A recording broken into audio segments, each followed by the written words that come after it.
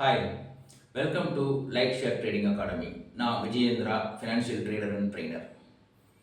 இந்த வீடியோவில் நம்ம இன்வெஸ்ட்மெண்ட்கான சில ஸ்டாக்ஸை பற்றி பார்க்க போகிறோம். மார்க்கெட் இப்போ ஒரு மாதமாக நல்ல டவுனில் இருக்குது.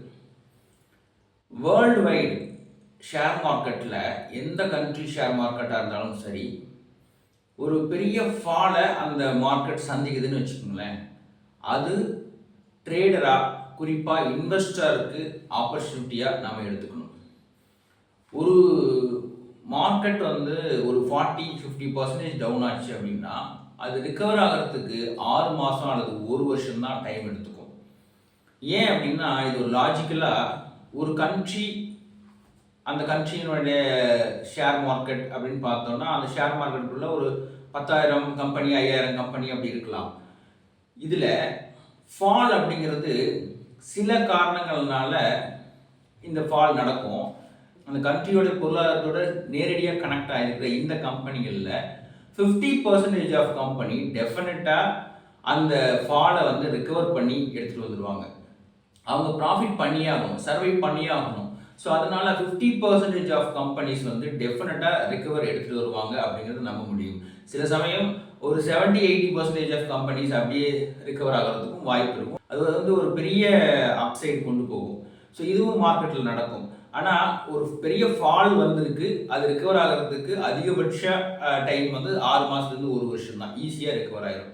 நீங்கள் இந்த உதாரணத்தை இப்போ 2020 கொரோனா பீரியடில் நம்மளுடைய மார்க்கெட் 40%க்கு மேலே டவுன் ஆச்சு. நல்லா கவனிச்சிங்கன்னா வித்தின் எ இயர் ஈஸியாக ரிகவர் ஆகிடுச்சு. ஒரு 6 மாதத்துலேருந்தே ரிகவர் ஆக ஆரம்பிச்சு 1 இயரில் தாராளமாக ரிகவர் ஆகிடுச்சு. இப்போ இந்த 4 இயர்ஸில் சில கம்பெனிகள் 10 மடங்கு 20 மடங்கு லாபமெல்லாம் கொடுத்துருக்காங்க. ஸோ அந்த அளவுக்கு அபரிமிதமான வளர்ச்சியெல்லாம் நம்ம மார்க்கெட்டில் நடந்திருக்கு. இது மாதிரி தான் நீங்கள் இந்த ஃபாலை எடுத்துக்கணும். ஆனால் இந்த ஃபால் 2020 ஃபால் மாதிரி கிடையாது. இந்த ஃபால்க்கான ரீசன் வேர்ல்டு மார்க்கெட்டில், அதாவது குறிப்பாக யூஎஸ் மார்க்கெட்டில் பெரிய பொருளாதார வீழ்ச்சி நடந்திருக்கு. அண்ட் தென் ஜப்பான் மார்க்கெட்டில் ஒரு வீழ்ச்சி நடந்திருக்கு. ஸோ இதனுடைய ரிஃப்ளெக்ஷன் தான் இங்கே நமக்கு தெரியுது. இன்னொரு வேளை நம்ம ஏற்கனவே சொன்ன மாதிரி நம்மளுடைய மார்க்கெட் ஒரு 10 இயர்ஸில் ஒரு பெரிய அப்சைடு போயிருக்கு. அதுக்கு ஒரு ரீட்ரேஸ்மெண்ட் வேணும். அந்த ரீட்ரேஸ்மெண்ட் எடுக்கிறதுக்கான வாய்ப்பாக தான் நாம் இப்போ பார்க்குறோம். அது இந்த சான்ஸாக அது எடுத்துக்குது. மார்க்கெட் இந்த ஃபால் ஈஸியாக இன்னும் 1 இயரில் ரிகவர் ஆகிடும். ஸோ அப்போ அந்த 1 இயரில் ரிகவர் ஆகும் அப்படின்னா இது நமக்கு இன்வெஸ்ட்மெண்ட்டுக்கான சரியான டைம். இந்த மாதிரி டைமில் நீங்கள் ஃபண்டமெண்டலி ஸ்ட்ராங்கான சில ஸ்டாக்ஸை சூஸ் பண்ணி அதில் மட்டும் இன்வெஸ்ட் பண்ணிங்கன்னா 50%லேருந்து 100% வரைக்கும் ரிட்டர்ன்ஸை நீங்கள் எதிர்பார்க்க முடியும். ஒரு வருஷத்துக்கு முன்னாடி, அதாவது 2024 ஜனவரியில் சில ஸ்டாக்ஸை பற்றி பேசியிருந்தோம். தினமும் ஒரு கம்பெனி அப்படிங்கிற செக்மெண்ட்டில் ஸ்டாக்ஸை பற்றி பேசியிருந்தோம். அதில் பாலிகேப் அப்படின்னு ஒரு ஸ்டாக்கை பற்றி பேசியிருந்தோம். அந்த பாலிகேப் ஸ்டாக் நாம் சொல்கிறப்ப 4,000 ரூபாயில் இருந்தது. அதுக்கப்புறம் அது 7,500 வரைக்கும்லாம் போயிட்டு இப்போ 7,000 ரேஞ்சில் ட்ராவல் ஆகிட்டு இருக்கு. கிட்டத்தட்ட ஒரு 60-70% ரிட்டர்ன்ஸ் கொடுத்துருக்கு. அதே மாதிரி ராமகிருஷ்ணா ஃபோர்ஜ் அப்படிங்கிற ஒரு கம்பெனி கிட்டத்தட்ட 70%க்கு மேலே ரிட்டர்ன் கொடுத்துருக்காங்க. அதாவது நாம் சொன்னதுலேருந்து இன்னைக்கு வரைக்கும் பார்த்தோம்னா. ஸோ இந்த மாதிரி ஈஸியாக நீங்கள் 1 இயரில் ஒரு 50%க்கு மேலே ரிட்டர்ன் நீங்கள் ஸ்டாக் மார்க்கெட்டில் ஈஸியாக எதிர்பார்க்க முடியும். அது சரியான ஸ்டாக்கை நீங்கள் சூஸ் பண்ணியிருந்தால் மட்டும் இது நடக்கும். இப்போது நாம் சொன்ன ஸ்டாக்லேயே 2 ஸ்டாக் அதே மாதிரியான ஆப்பர்ச்சுனிட்டிக்குள்ளே இந்த டைமில் வந்திருக்கு. ஸோ அந்த ஸ்டாக்ஸை பற்றி தான் இந்த செக்மெண்ட்டில் நம்ம பார்க்க போகிறோம். சிபிசிஎல் அப்படின்னு ஒரு ஸ்டாக் கேள்விப்பட்டிருப்பீங்க, சென்னை பெட்ரோலியம் கார்பரேஷன். ஸோ இந்த ஸ்டாக் பெட்ரோலியம் ப்ராடக்ட் பேஸ்டான ஸ்டாக். இந்த ஸ்டாக் கேபிட்டல் கிட்டத்தட்ட 9,000 கோடிக்கு மேலே. டிவிடெண்ட் ஈல்ட் நல்லா கொடுத்துட்டு இருக்கிற ஸ்டாக், நல்ல ப்ராஃபிட் பண்ணிட்டு இருக்கிற ஸ்டாக், புக் வேல்யூக்கு பக்கத்தில் ட்ராவல் ஆகிட்டு இருக்கிற ஷேர் ப்ரைஸ். அதுக்கப்புறம் டெப்ட் ஃப்ரீ கம்பெனி, பெரிய கடன் இல்லாத ஒரு கம்பெனியாக இது ரன் ஆகிட்டுருக்கு. ஸோ இதெல்லாம் பார்க்குறப்ப இந்த ஸ்டாக் ஒரு கான்ஃபிடென்ட்டான ஒரு ஸ்டாக்காக தான் நாம் சூஸ் பண்ணி ஜனவரி, பிப்ரவரியில் சொல்லியிருந்தோம். அப்போ இந்த ஸ்டாக்கோட ப்ரைஸ் வந்து 670 ரூபா அப்படி இருந்தது. அது ஒரு 6-7 மாதத்தில் 1170 ரூபா வரைக்கும் போயிடுச்சு. இது கிட்டத்தட்ட 80% மேலே நல்ல ரிட்டர்ன் தான்.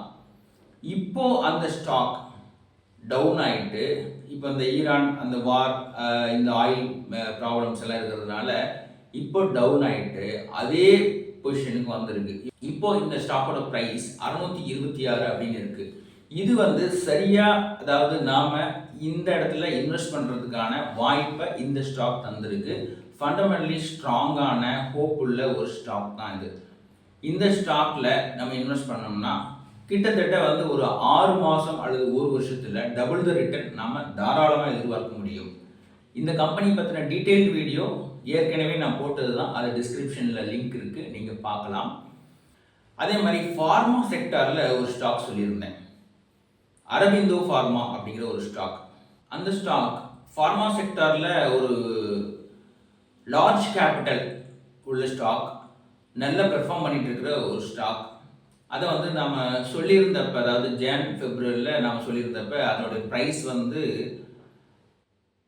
1000 ரூபாய் ரேஞ்சில் இருந்தது.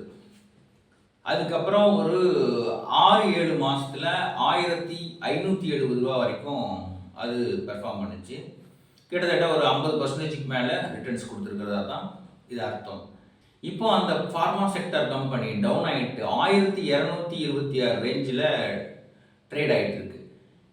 இந்த ப்ரைஸ் இந்த ஸ்டாக்கை வாங்கக்கூடிய ப்ரைஸ் தான், அதாவது இந்த ஸ்டாக்கை ஹோல்ட் பண்ணுறதுக்கான சரியான ப்ரைஸ். சப்போஸ் இன்னும் கொஞ்சம் குறைஞ்சாலும் இதை நீங்கள் ஆவரேஜ் பண்ணலாம். 1000 ரூபா வரைக்கும் போனால் கூட தாராளமாக ஆவரேஜ் பண்ணலாம். ஆவரேஜ் பண்ணதுக்கப்புறம் டெஃபினட்டாக மேலே போகும். மேலே போயிட்டு சேம் 1500 ரூபாய்க்கு வந்திருந்தால் கூட நமக்கு ஒரு 50% ரிட்டர்ன் ஈஸியாக கிடைச்சிரும்.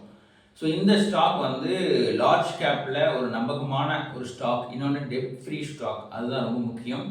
இன்வெஸ்டருக்கு ஒரு நல்ல ரிட்டர்ன்ஸ் கொடுக்கக்கூடிய ஒரு ஸ்டாக். ஸோ அது தாராளமாக நீங்கள் இந்த ஸ்டாக்கை வந்து உங்களுடைய போர்ட்ஃபோலியோவில் வச்சுக்க முடியும். நம்ம அடுத்தடுத்த வீடியோவில் இது மாதிரியான ஸ்டாக்ஸ் வந்து நம்ம ரிப்பீட்டாக சொல்லிக்கிட்டே இருப்போம். கண்டினியூவாக வாட்ச் பண்ணுங்கள்.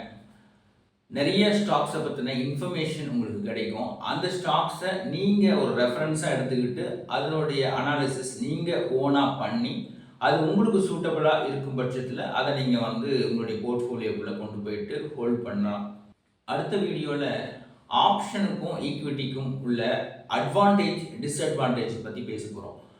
நாம் நம்மளுடைய ஸ்டூடெண்ட்டுக்கும் குறிப்பாக நம்மளுடைய ட்ரேடிங்லேயும் நம்ம ஈக்விட்டியை மட்டும்தான் என்கரேஜ் பண்ணுறோம். ஆப்ஷன், கமாடிட்டி, கரன்சி இது எதையுமே நம்ம என்கரேஜ் பண்ணுறது இல்லை.